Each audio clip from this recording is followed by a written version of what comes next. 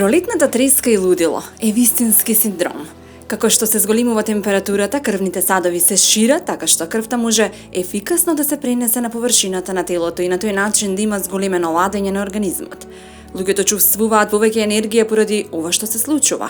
Бенџамин Франклин беше првиот што предложи дневна пресметка на времето во 1784 година. Ова не беше сторено до крајот на Втората светска војна.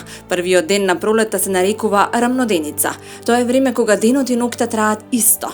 Првите пролетни цвеќиња обично се кокиче, нарциси, глуварче, крин, лале, ириси и оргован. Птиците бебиња учат да пеат во текот на пролетта. Иако се родени со способност за пеење, тие мора да научат специфични песни од ваков вид. Тие често ги учат своите песни во рок од 2 месеци по раѓањето.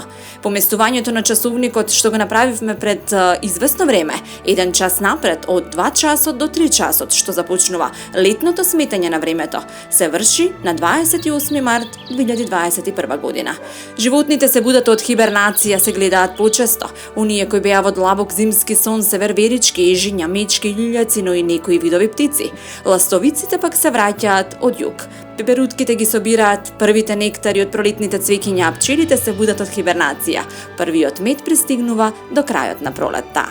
За екипата на Маестрално, лалињата се највообичаениот цвет на пролетта. Иако кога ќе се споменува цвеќе, веднаш се асоцираме на Холандија, еве неколку интересни факти за лалињата кои можеби не сте ги знаеле.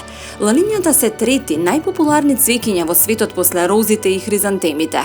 Холандија доминира во одгледувањето на лалињата во светот. За ова е заслужен Карл Клизиус, кој го донал лалето во Холандија. Тој бил професор по ботаника на универзитетот во Лајден. Лалето потекнува од регионите околу Црното море и Кримскиот полуостров. Турција пак била прва која почнала да ги култивира лалињата во 1530 година. Во Холандија стигнале 20 години подоцна. Лалето припаѓа на родот тулипа кој опфаќа 150 видови. Постојат околу 3000 варитети од лалиња познати под различни имиња.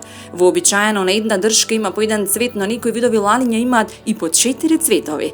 Лалињата се достапни од ноември до мај и имаат животен век од само 3 до 7 дена. Идеални предели за одгледување лалиња се оние кои имаат долга и свежа пролет со задоцнето лето.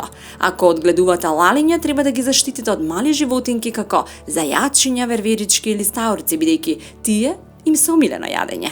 Лалето е символ на љубов, романтика, страст и сонување. Ова пролетно цвеќе е национален символ на Турција. И доколку сакате оваа пролет некако да изненадите, направете вкусна овошна торта, а потоа од озгора украсете со лалиња. Но внимавајте, лалињата не се јадат.